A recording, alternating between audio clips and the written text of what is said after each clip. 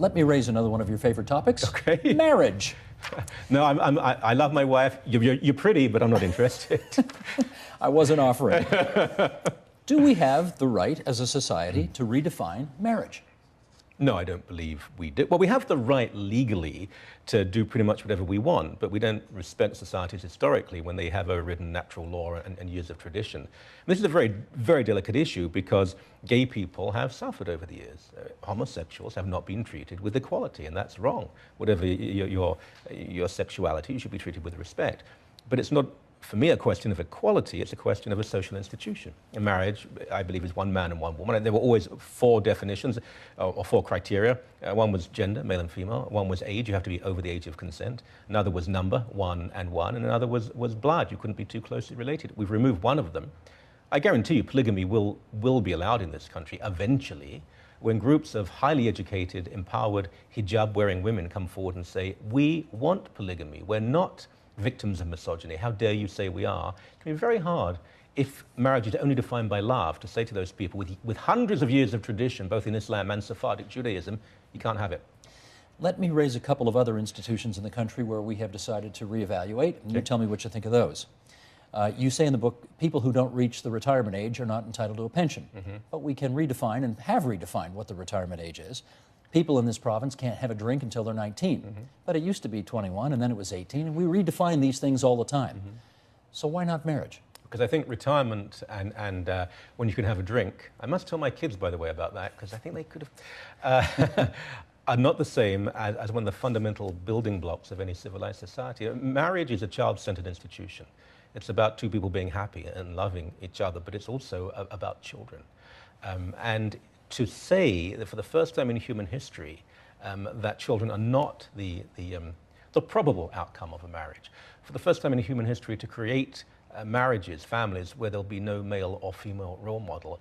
This is not like changing the age slightly of when you can drink. That's cosmetic. It doesn't matter very much. This does matter. What about two people in their 60s who are widows or divorced or whatever? They're getting together, they want to get married, they love each other. Sure. They're not going to have kids. Yeah, or people who can't have children. People who really don't want children, don't quite understand that, but that's their right. Yes, it's the likely, the probable outcome, which is still children. These are exceptions to the rule, but we don't define a society by the exceptions, but by the rule.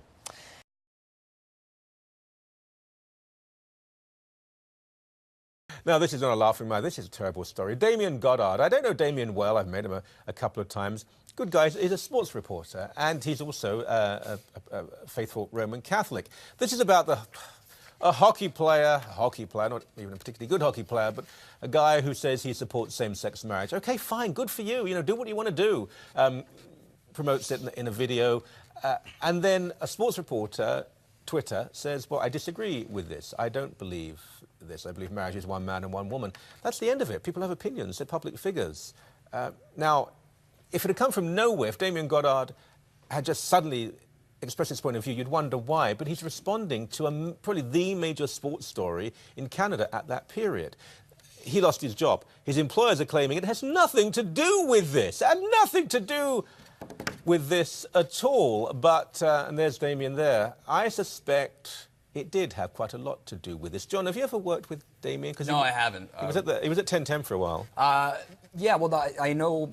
The difference, though, I think here is if you read the quote, I think he's used the term rightly, or the quote was very much him passing judgment and showing a lack of acceptance, I think, for a group. Now, hold on. The lack of acceptance in terms of gay people being able to marry. I agree with you 100%. Should I be employed?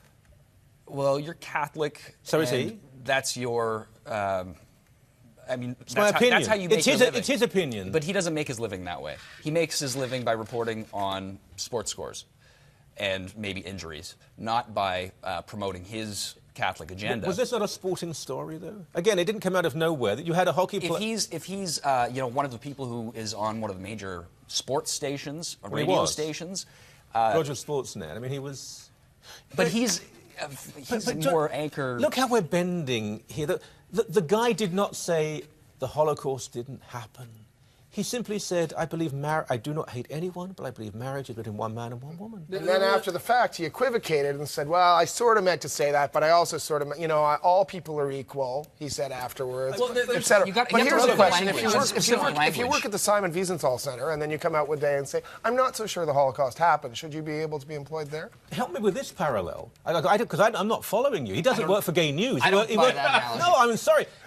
Of course. We don't know what was in his contract. Maybe there's a clause in his contract that says you will not weigh in on matters moral or religious or ethical. You are a sports reporter. This is a sports issue. So when a hockey player talks about it. Report it. So that means that anybody in any Do you know what I find incredible? area of media You two guys, who I know, decent men, and you would defend freedom of speech in so many areas that when a guy allegedly loses his job, he's got a family, because he dares to say he believes marriage is one man and one woman, you are scrambling to find a way to justify it. I'm troubled because I am a Stuart Mill free speecher. I'm troubled. I find the argument from his employers that he wasn't fired for this disingenuous, and I'd like a much more public hearing of their reasoning. Well, so I am troubled by it. I am troubled by this being fired. Question. I mean, we both, we're in media, we work with gay people.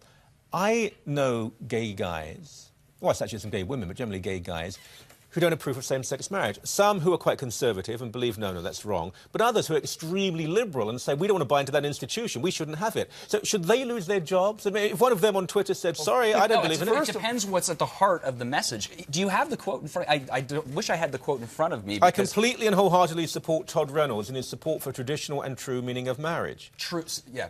Yeah, that's horribly. He is worse than Hitler, isn't he? He should lose his job.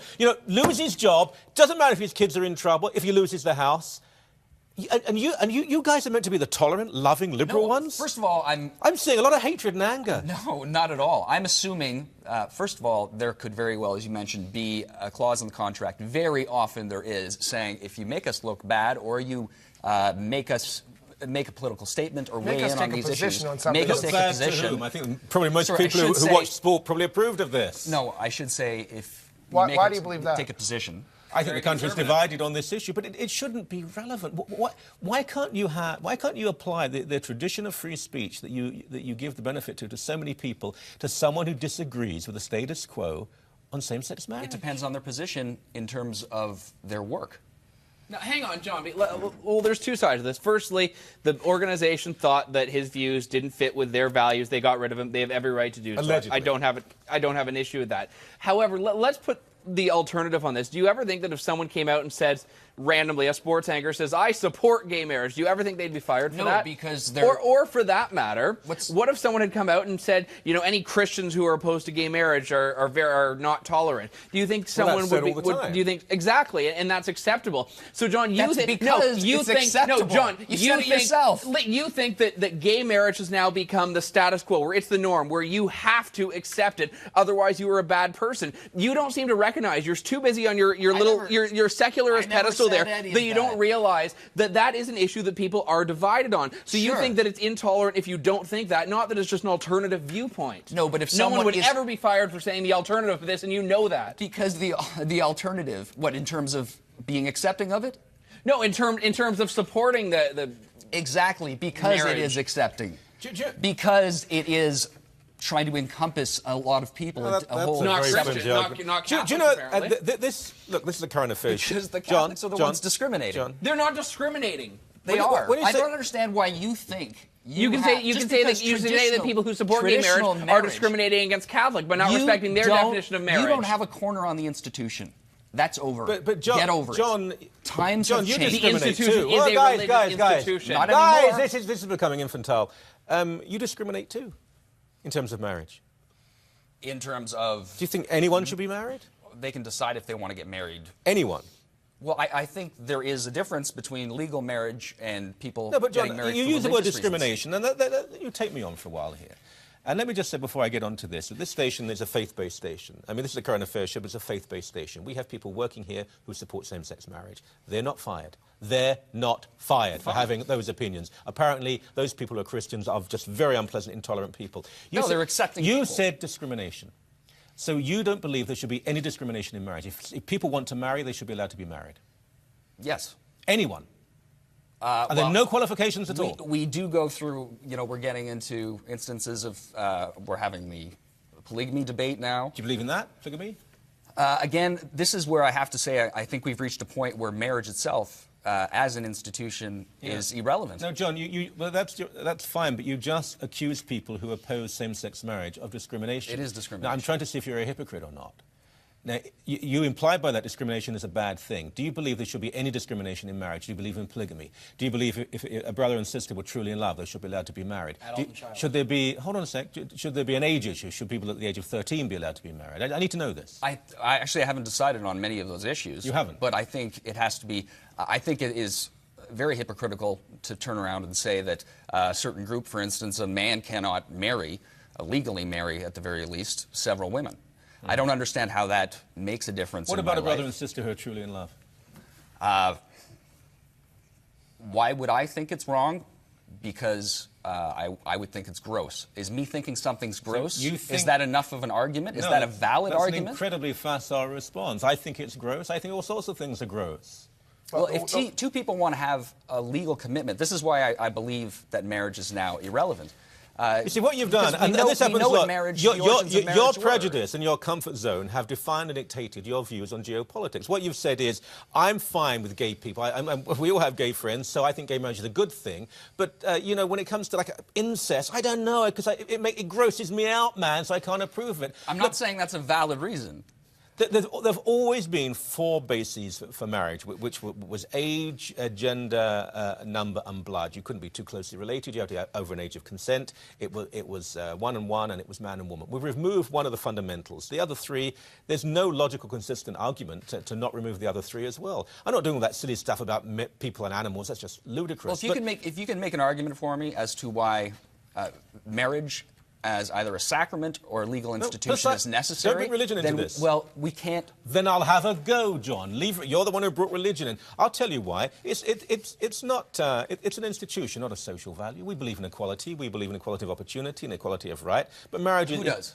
Well, I think that's a general view of a civilized society. But marriage is a social institution. Marriage is child-centred. It's always been the procreative probability. You don't have to have children, but marriage has always been centred around children. Right.